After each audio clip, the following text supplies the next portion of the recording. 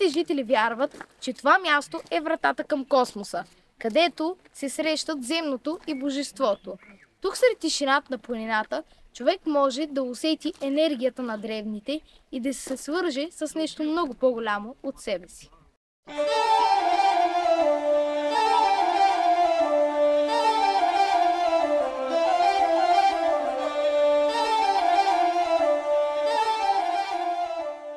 Ако подобно съдържание ви харесва и искате още, може да се абонирате за канала с камбанка, за да не пропускате следващите видеа. А сега, нека да се връщаме в миналото и да разберем защо това място е светилището на нимфите и Афродита. Светилището, изградено през 2 век от тракиеца Тит Флавий и неговата съпруга Клавдия Монтана, е посветено на водните нимфи и богинята на любовта – Афродита. Надписът, издълбан върху главният извор, гласи „На добър час“.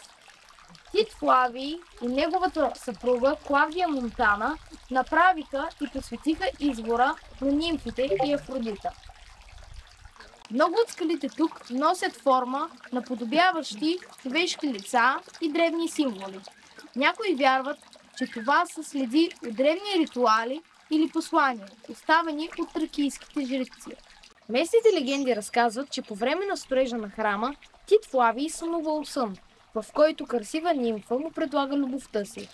Той отказал, приемайки, че това е изпитание от боговете.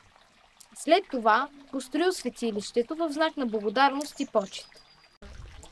3 извора, разположени симетрично в стената, символизират танца на нимфите. Водата, бликаща от цветната в скалата, е студена и кристално чиста. Хората вярват, че е лековита. Скъпи приятели, стигнахме до края на днешното видео. Ако това ви е било интересно и най-вече сте научили нещо ново, се абонирайте за канала с камбанка, за да не пропускате следващите видеа.